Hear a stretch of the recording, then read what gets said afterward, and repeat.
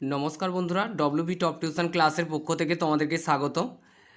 আগের সেটে আমরা 5-এর দাগ পর্যন্ত ক্লাস 8-এর 10.1-এর যে ত্রৈরাশিকের অঙ্কগুলি আছে, ক্লাস 8-এর 10.1-এর যে কোষে দেখি 10.1-এর যে ত্রৈরাশিকের অঙ্কগুলি আছে, আগের সেটে আমরা 5-এর দাগ পর্যন্ত সমাধান করে দিয়েছিলাম। আজ আমরা 6-এর দাগ থেকে অঙ্কগুলির সমাধান করব। তো দেখো, 6-এর দাগে যে অঙ্কটি বলেছে যে নসিবপুর গ্রামের একটি খামারে 42 জন সদস্য 24 দিনে খামারের সমস্ত জমি চাষ করতে পারবে। অর্থাৎ 42 জন যদি লোক কাজ করে, তারা প্রত্যেক দিন 42 জন করে লোক কাজ করলে 24 দিনে কাজটি শেষ হবে। কিন্তু চাষের মরশুমে যে সময় চাষ শুরু হবে, সেই সময়ে 6 জন সদস্য হঠাৎ অসুস্থ হয়ে পড়ে। খামারের সমস্ত জমি চাষ করতে অবশিষ্ট লোকের অর্থাৎ 42 জন লোকের মধ্যে যদি 6 জন অসুস্থ হয়ে যায়, আর কতজন আছে? 36 জন। তো কতদিন সময় লাগবে ত্রৈরাশিক পদ্ধতিতে হিসাব করে লিখি। তো দেখো, অঙ্কটিকে আমরা খাতার মধ্যে সমাধান করে দিচ্ছি, তোমরা একটু মনোযোগ সহকারে দেখবে।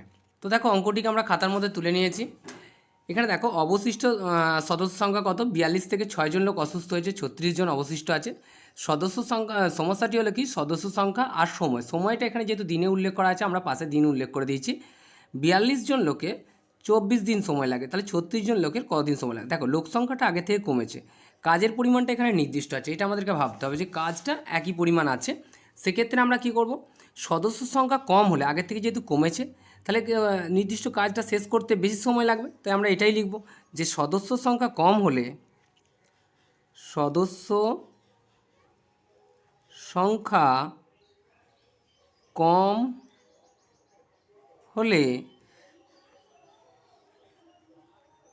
নির্দিষ্ট পরিমাণ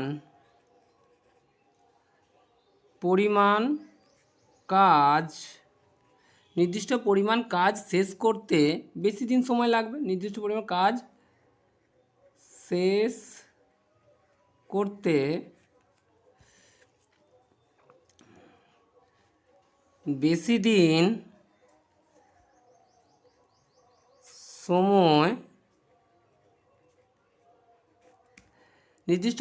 শেষ করতে বেশি দিন সময় লাগবে।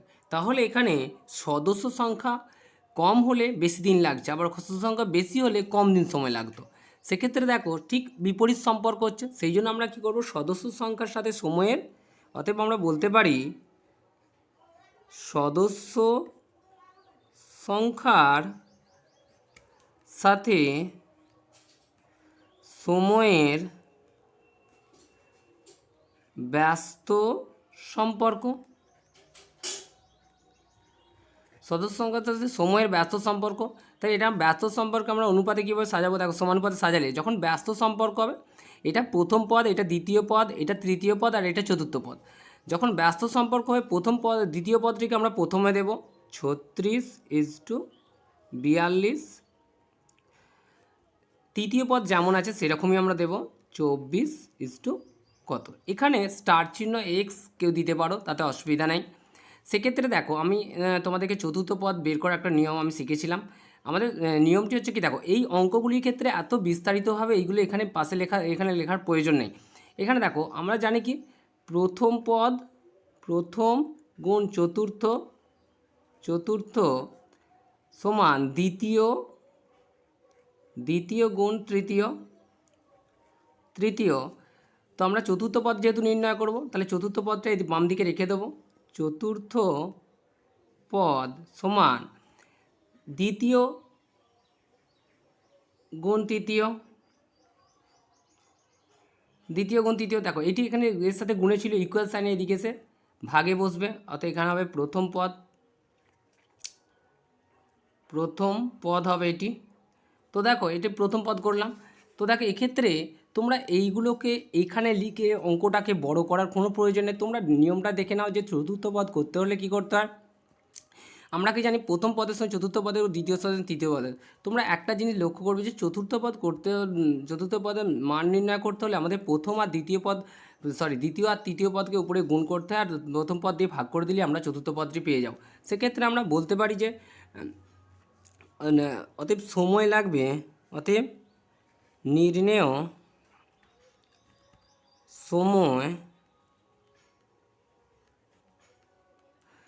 সময় কত হবে? দেখো, দ্বিতীয় গুণ তৃতীয় এই দুটি সংখ্যা আমরা পেয়ে যাচ্ছি, অর্থাৎ 42 গুণ 24 ডিভাইডেড বাই প্রথম পদ কত আছে 36, আমরা 36 এখানে দিন। দেখো 12 দুগুণে 24, 3 12 হয় 36, 3 দিয়ে কাটলে 3 14 হয় 42, অতএব 14কে 2 দিয়ে গুণ করলে কত হবে 28 দিন পাবো আমরা। অতএব অ্যান্সার হিসেবে কি লিখতে পারি আমরা, এই অংশগুলোকে এখানে করার প্রয়োজন নেই, তোমরা এইগুলো বারবার লিখে প্র্যাকটিস করে অভ্যাস হয়ে গেলে পরীক্ষা যখন অঙ্কগুলো করবে অনেক কম সময়ের মধ্যে অঙ্কটা তোমরা কমপ্লিট করতে পারবে। সেই জন্য কি করতে হবে, যখন চতুর্থ পদ নির্ণয় করে তোমরা দ্বিতীয় আর তৃতীয় গুণ করে প্রথম পদটাকে দিয়ে ভাগ করে দেবে, তাহলে অ্যান্সার পেয়ে যাবে। তো দেখো আমরা অ্যান্সার হিসেবে লিখতে পারি যে খামারের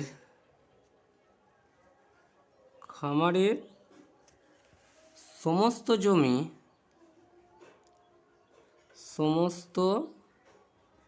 জমি চাষ করতে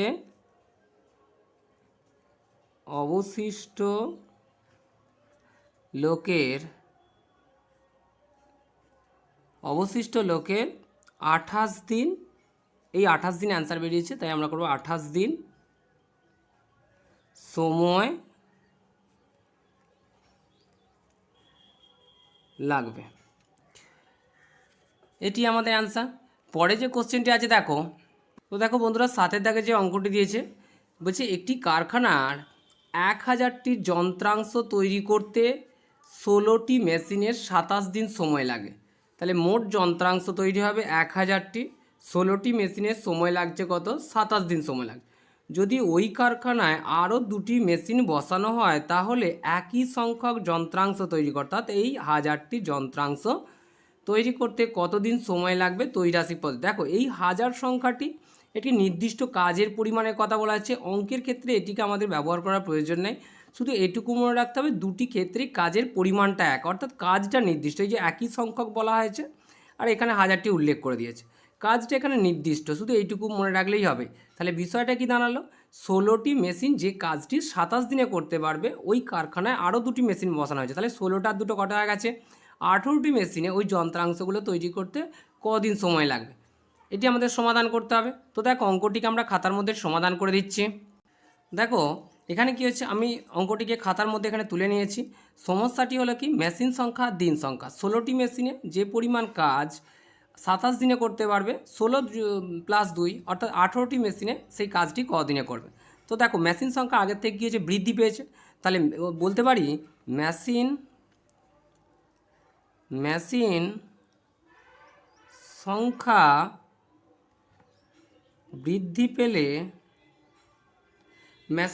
বৃদ্ধি পেলে নির্দিষ্ট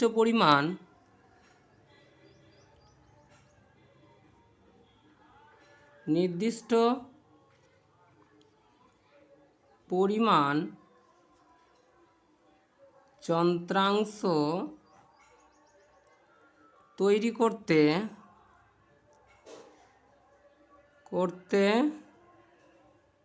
কম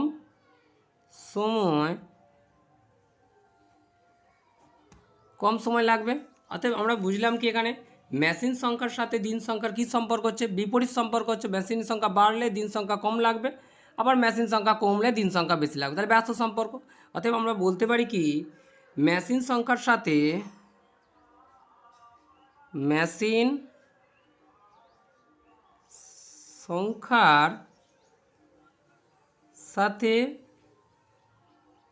দিন সংখ্যার ব্যস্ত সম্পর্ক বলতে পারি, অর্থাৎ বিপরীত সম্পর্ক। তো দেখো ব্যস্ত বলতে বিপরীত সম্পর্ক বোঝায়, সেক্ষেত্রে দেখো এটা যদি অনুপাতের সাহায্যে আমরা বলেছি কি, ব্যস্ত সম্পর্ক হলে প্রথমে দ্বিতীয় পদ, এটি প্রথম পদ, এটি দ্বিতীয়, এটা তৃতীয়, চতুর্থ, ব্যস্ত সম্পর্কে দ্বিতীয় পদটি প্রথমে দেবে, অতএব 18:16, এটা তৃতীয় পদ যেমন আছে সেই রকমই বসবে, 27 কত। তো দেখো এখানে আমরা কি জানি, চতুর্থ পদ বের করার নিয়ম হচ্ছে কি, চতুর্থ পদ দেখো প্রথম ইন্টু চতুর্থ হয় আর দ্বিতীয় গুণ তৃতীয় হয়, তাহলে আমরা বলতে পারি প্রথম চতুর্থ পদ করো, এটা চতুর্থ পদ সমান সমান কি, দ্বিতীয়র সাথে তৃতীয়র গুণ হয়, অর্থাৎ দ্বিতীয় গুণ তৃতীয় ডিভাইডেড বাই কত প্রথম। তো দেখো এখানে প্রথম দিলাম, প্রথম পদ। সেক্ষেত্রে আমরা করতে পারি কি, অতএব নির্ণেয় দিন সংখ্যা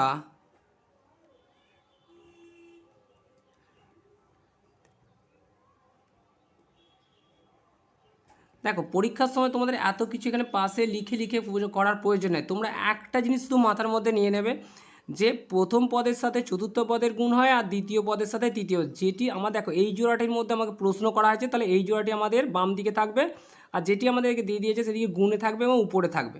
শুধু এইটুকু মনের মধ্যে নিয়ে রাখো তাহলেই হবে। তো দেখো দ্বিতীয় তৃতীয় আমাদের পেয়ে যাচ্ছি 16 গুণ 27, আর এখানে প্রথম পদ কত আছে 18, 9 3 27 আর 9 2 18, 2 8 16, 3 8 কত হবে 24 দিন। তাহলে আমরা অ্যান্সার কত পেলাম 24 দিন। অর্থাৎ চতুর্থ পদ নির্ণয়ের নিয়ম হচ্ছে দ্বিতীয় গুণিতক তৃতীয় ডিভাইডেড বাই প্রথম পদ। তাহলে 24 দিন পেলাম। এইটা তোমাদের অঙ্কের মধ্যে করার প্রয়োজন নেই, শুধু এইটুকু অংশ বুঝে নিয়ে এইখানে করে এইটুকু করে দিলেই হবে। তো চতুর্থ পদ পেলাম, নির্ণয় দিন সংখ্যা পেলাম 24 দিন। তো আমরা অ্যান্সার হিসেবে কি লিখতে পারি যে অতএব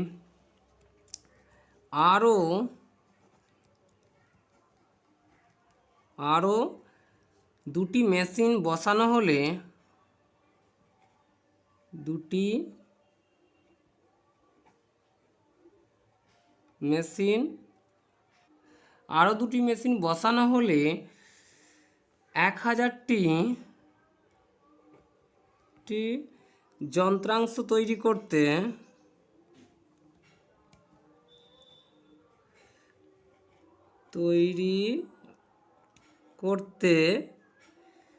24 দিন সময় লাগবে। এটি আমাদের অ্যান্সার। 1000টি যন্ত্রাংশ তৈরি করতে 24 দিন সময় লাগবে। আগে কত দিন সময় লাগছিল দেখো, 16টি মেশিনে সময় লাগছিল 27 দিন। যেহেতু মেশিন সংখ্যাটা বেড়েছে, এখন 18টি মেশিনে ওই যে 1000টি যন্ত্রাংশ তৈরি করতে সময় লাগছে কতদিন 24 দিন। দেখো আগে থেকে দিনটা কমে গেছে, অর্থাৎ কম সময়ের মধ্যে কাজটি সম্পূর্ণ হচ্ছে। পরে যে কোশ্চেনটি আছে দেখো, তো দেখো এখানে পরে 8-এর দাগের যে অঙ্কগুলি দেওয়া আছে, এ বলছে নিচের পারস্পরিক সম্পর্কগুলো দেখি, গণিতে গল্প তৈরি করি এবং ত্রৈরাসিক পদ্ধতিতে উত্তর খুঁজি। তো এগুলো প্রথমে তোমাদেরকে গল্প তৈরি করতে হবে এবং সেটি থেকে তোমাদেরকে সমাধান করতে হবে এবং ত্রৈরাসিক পদ্ধতিতে সমাধান করতে হবে। তো দেখো অঙ্কগুলিকে আমরা খাতার মধ্যে সমাধান করে দিচ্ছি। প্রথমে একের দাগের যে অঙ্কটি আছে দেখো, পেনের সংখ্যা এতটি এবং পেনের দাম টাকায় দেওয়া রয়েছে। 25টি পেনের দাম 112.5 টাকা হলে 12টি পেনের দাম কত। এটিকে দিয়ে ফার্স্ট টাইম তোমাদেরকে একটি গল্প তৈরি করতে বলেছে, অর্থাৎ গণিতের যে গল্প সেই রকমভাবে সে সমস্যাটাকে লিখতে বলা হয়েছে, পরে এটিকে আবার সমাধান করতে বলা হয়েছে। তো দেখো অঙ্কটিকে আমরা খাতার মধ্যে সমাধান করে দিচ্ছি। তো দেখো অঙ্কটিকে আমরা খাতার মধ্যে তুলে নিয়েছি। তো দেখো এইখানে আমরা বইয়ের অঙ্কটাকেই হুবহু এখানে তুলে নিয়েছি তোমাদেরকে বোঝানোর সুবিধার্থে। তোমরা কিন্তু পরীক্ষায় যখন অঙ্কটির সমাধান করবে তখন এই অঙ্কটিকে তোলার প্রয়োজন নেই, তোমাদেরকে যেটুকু বলা হয়েছে শুধু তোমরা গল্পটি তৈরি করবে। তাহলে গল্পটি আমরা লিখতে পারি কি, বিষয়ের গল্পটি কী হবে, এইখান থেকে শুরু করবে তোমরা অ্যান্সার তৈরি করতে। অর্থাৎ বিষয়ের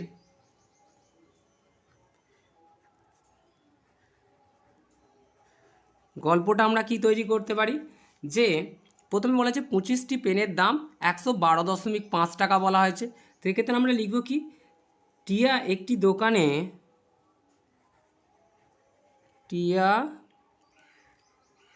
একটি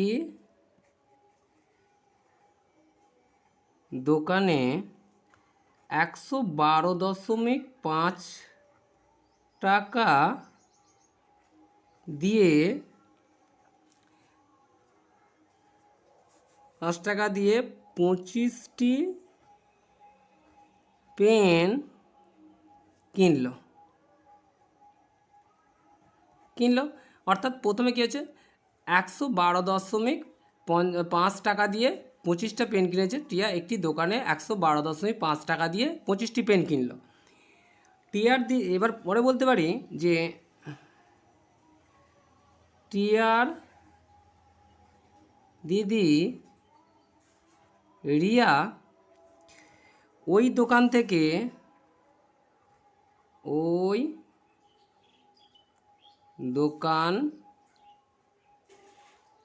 থেকে একই দামের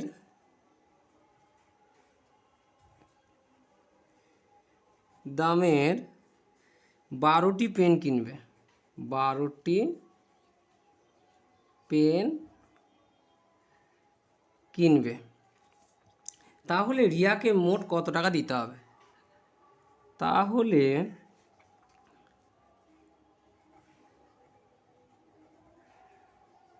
রিয়াকে মোট কত টাকা দিতে হবে? তো দেখো এখান থেকে আমরা গল্পটি তৈরি করে ফেললাম যে টিয়া একটি দোকানে 112.5 টাকা দিয়ে 25টি পেন কিনলো। টিয়ার দিদি রিয়া ওই দোকানে, অর্থাৎ যে দোকান থেকে টিয়া পেন কিনেছিল ওই দোকানে থেকে একই দামের, অর্থাৎ টিয়া যে দামে কিনেছিল সেই দামের পেন 12টি পেন কিনবে, তাহলে রিয়াকে মোট কত টাকা দিতে হবে। তো এটি আমাদের গল্প লেখা হয়ে গেল। আমি এইটা বইয়ে তোমাদের অঙ্ক করার সময় এই অংশটা তোমরা তুলবে না, শুধু এইটুকু দেখে নিয়ে তোমরা এই গল্পের বিষয়টা শুধু লিখবে। এখানে গল্পটা তোমাদেরকে লিখতে বলা হয়েছে, গল্পটুকু লিখবে। লেখার পর সমাধান যেটুকু করবে সেটা করবে কি, অতএব সমস্যাটি হলো, সমস্যাটি হলো পেনের সংখ্যা। সমস্যাটিকে আমরা এখানে তুলে নিয়েছি, পেনের সংখ্যা 25টি পেনের দাম 112.5 টাকা ও 12টি পেনের দাম কত টাকা। তো দেখো এখানে পেনের সংখ্যা কমলে দামের পরিমাণটাও কমবে, মোট দামটা কমবে। তাহলে আমরা লিখতে পারি কি, যে পেনের সংখ্যা হ্রাস পেলে পেনের দামও হ্রাস পাবে। অতএব পেনের সংখ্যা হ্রাস পেলে পেনের দামও হ্রাস পাবে। অতএব পেনের সংখ্যার সাথে দামের সরল সম্পর্ক। কারণ কি হচ্ছে, পেনের সংখ্যা যদি কমে তাহলে কম টাকা দিতে হবে, পেনের সংখ্যা বাড়লে বেশি টাকা দিতে হবে। কারণ এখানে দামটা একটা নির্দিষ্ট বলে দেওয়া হয়েছে, দামের পরিমাণটা যেহেতু নির্দিষ্ট আছে, তাহলে পেনের সংখ্যা কমলে টাকার পরিমাণ কম দিতে হবে, পেনের সংখ্যা বেশি হলে টাকার পরিমাণ বেশি দিতে হবে। এখানে দেখা যাচ্ছে কি, একটি কমলে অপরটিও কমছে, একটি বাড়লে অপরটি বাড়ছে। এক্ষেত্রে সরল সম্পর্ক হয়। সরল সম্পর্কের সমানুপাত সাজানোর ক্ষেত্রে আমি কি বলেছিলাম, এই প্রথম পদ প্রথমে বসবে, অর্থাৎ 25:12, 112.5 কত, এটি আমাদেরকে প্রশ্ন করা হয়েছে।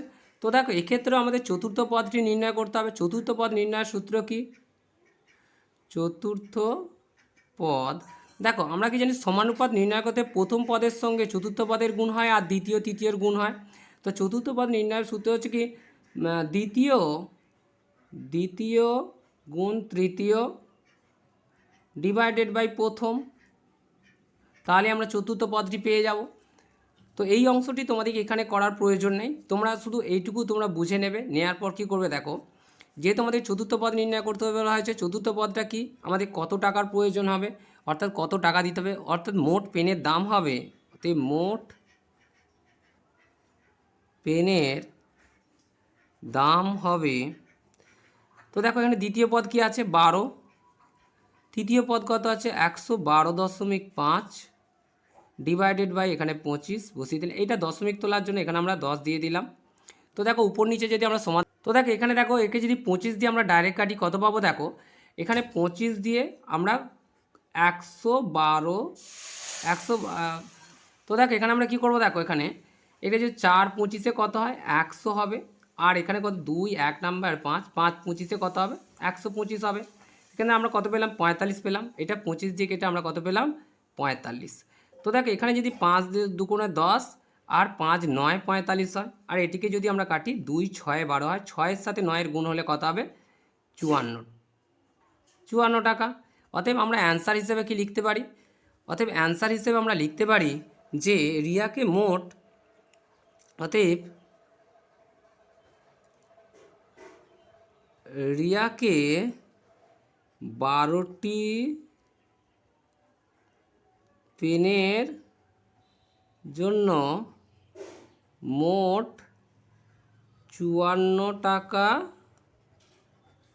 দিতে হবে, এটি আমাদের অ্যান্সার।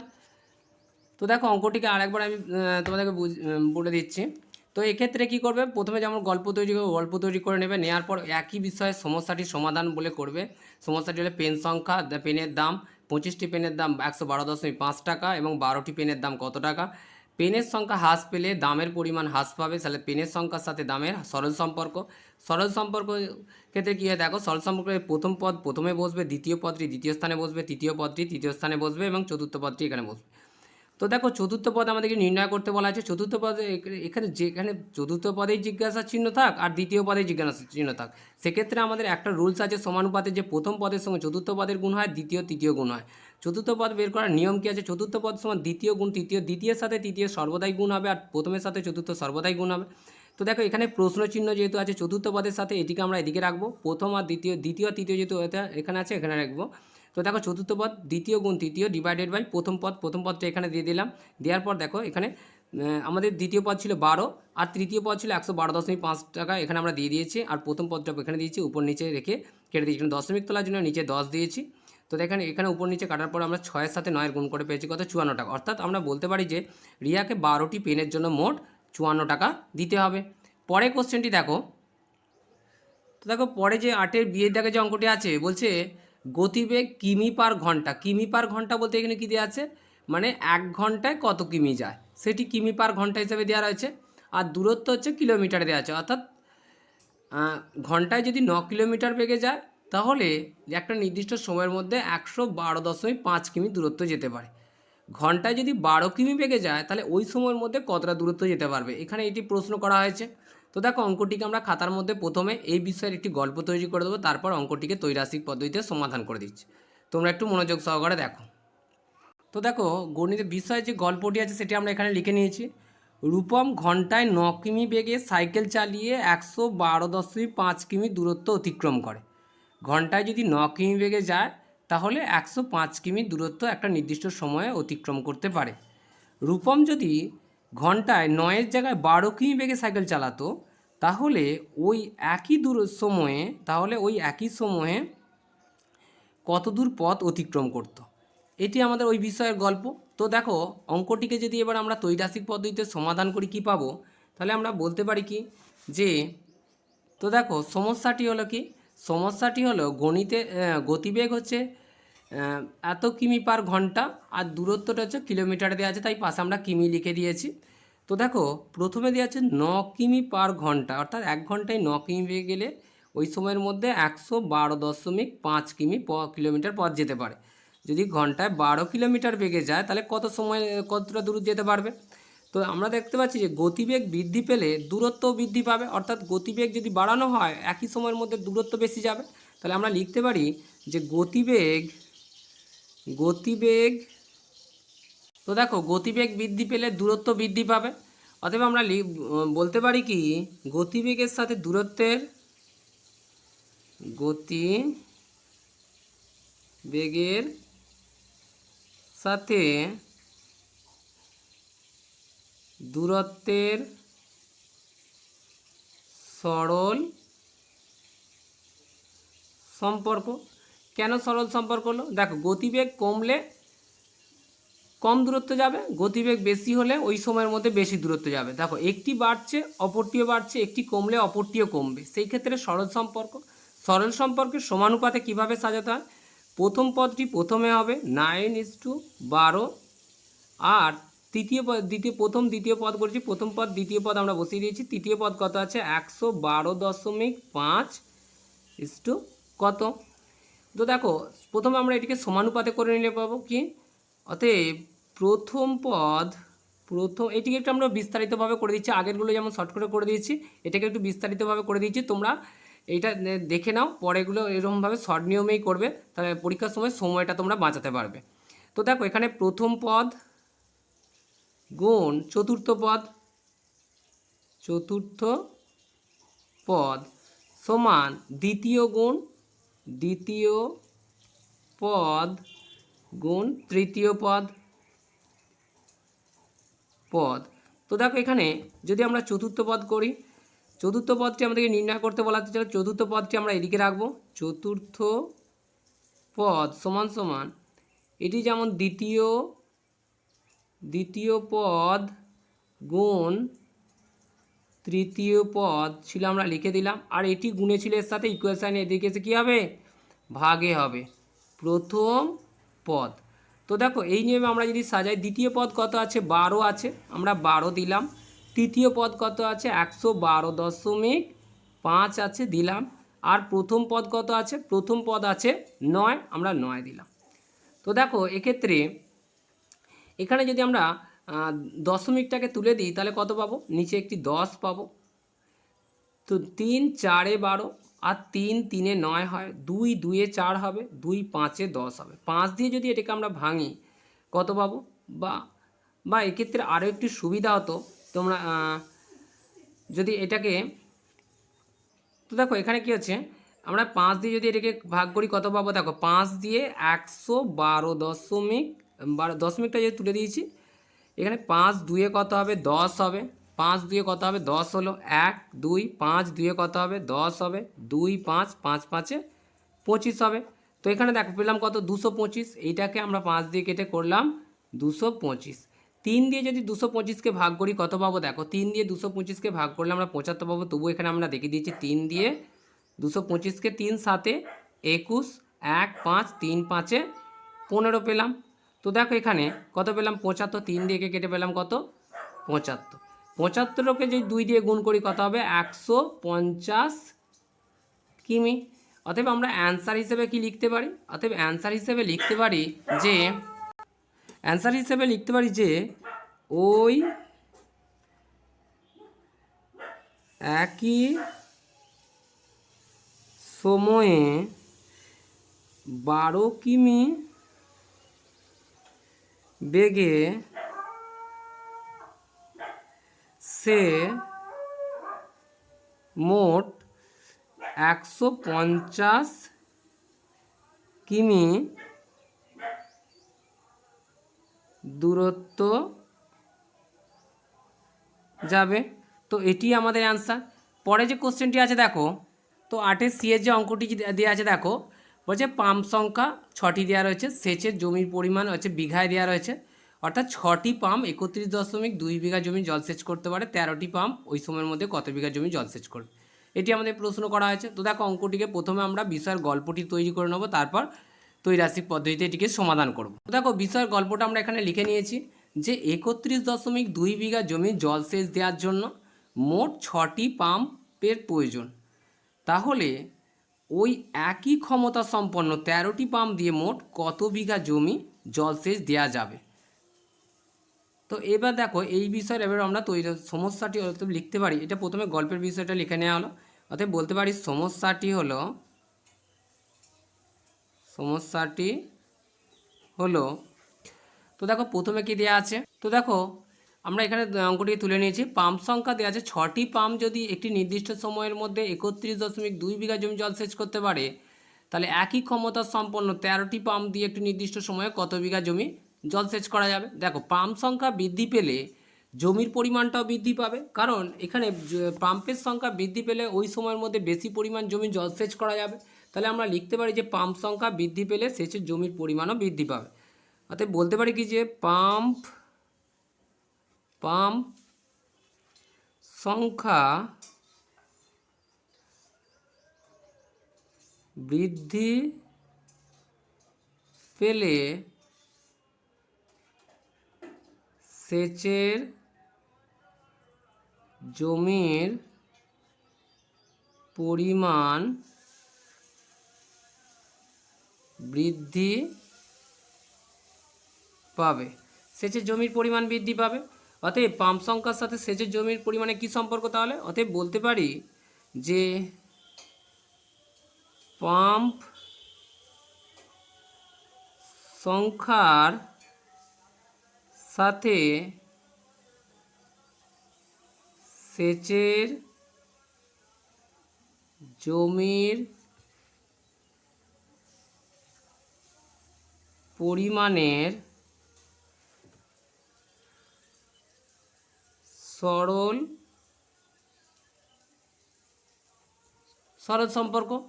তো দেখো সরল সম্পর্ক হলে কী করতে হয়, প্রথমে প্রথম পদটি দিতে হয়। প্রথম পদ কী আছে, এখানে 6 আছে, তো 6টিকে আমরা প্রথমে দেব, অতএব 6:, দ্বিতীয় পদ 13 আছে দেব, তৃতীয় পদ আছে 31.2 বিঘা, সেটি দেবো, আর চতুর্থ পদ দেয়া নেই।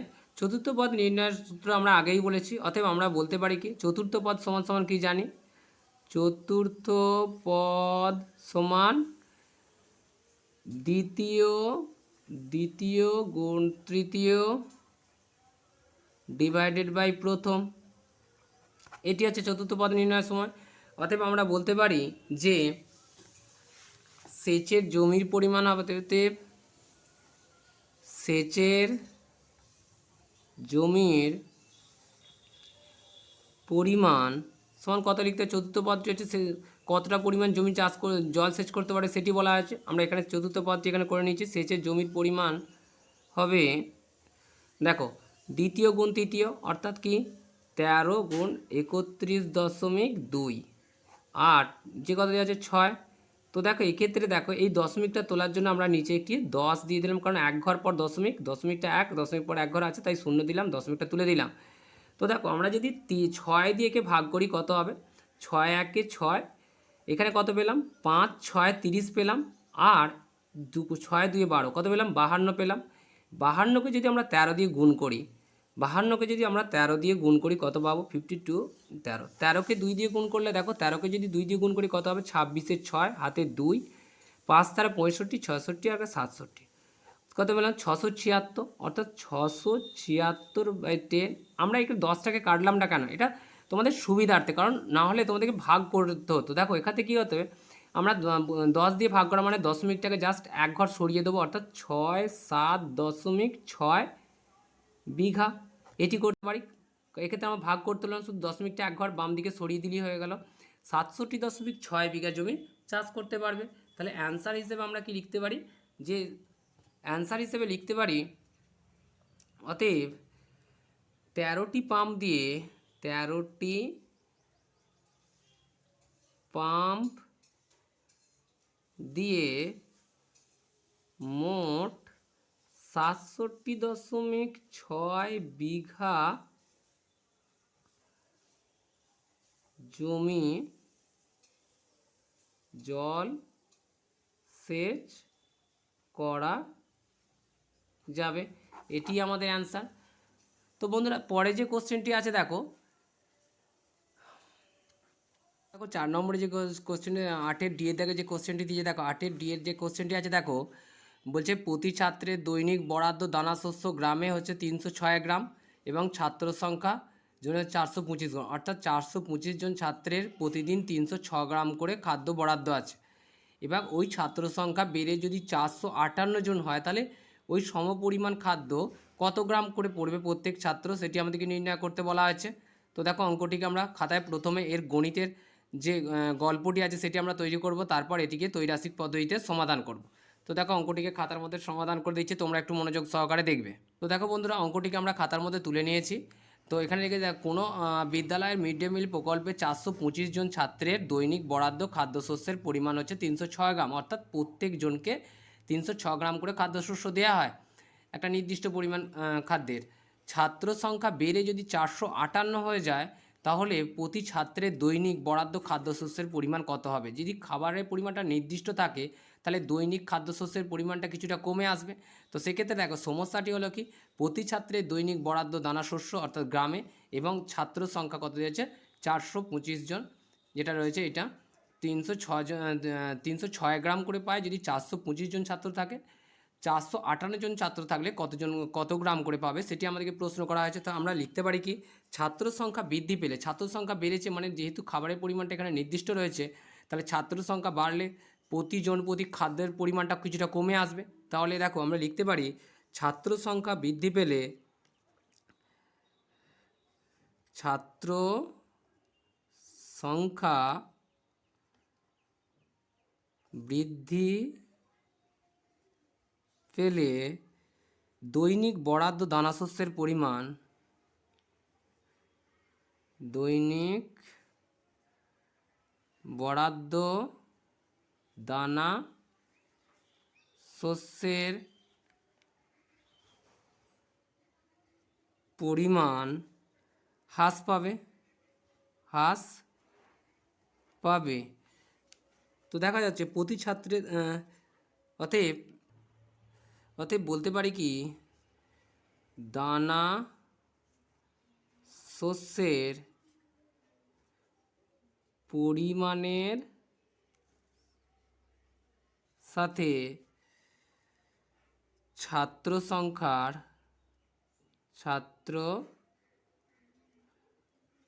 সংখ্যার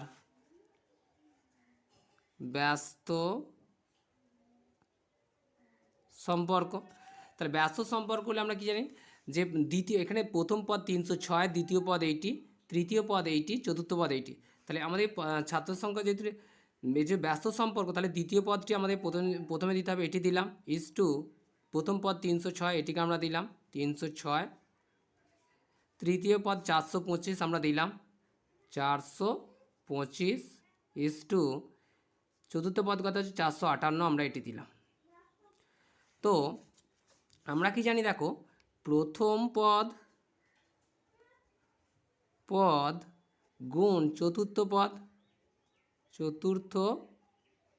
পদ সমান দ্বিতীয় পদ গুণ তৃতীয় পদ। তো দেখো আমাদেরকে নির্ণয় করতে হবে কোনটি, প্রথম পদটি নির্ণয় করতে হবে। অতএব প্রথম পদ ডিভাইডেড বাই কত, দ্বিতীয় পদ গুণ তৃতীয় পদ ডিভাইডেড বাই কত, এটা চতুর্থ পদটি এখানে ভাগে ছিল, তাহলে এখানে গুণে ছিল, এদিকে এসে ভাগে বসবে। তো এখানে আমরা লিখব চতুর্থ পদ। তো দেখো দ্বিতীয় পদে কত আছে, দ্বিতীয় পদ আছে 306, আমরা 306 দিলাম। তৃতীয় পদ কত আছে 425, 425কে আমরা দিলাম। আর এখানে চতুর্থ পদ কত আছে, চতুর্থ পদ আছে 458, আমরা এটিকে দিলাম। এটিকে যদি কাটি আমরা কত পাবো, 2 দিয়ে কাটলে 2 1 2, 2 5 10, 2 3 153 পাবো। আর এটিকে যদি 2 দিয়ে কাটি 2 2 4, 2 2 4, আর হচ্ছে 2 9 18, তাহলে আমরা কিন্তু 229 পেলাম।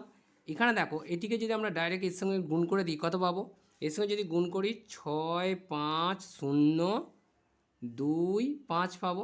আর এটি ভাগে যেমন ছিল 229 ভাগে থাকবে, এটিকে ভাগ করলে আমরা কত পাবো, তোমরা ভাগটা করে নেবে। আমরা পাবো 283.95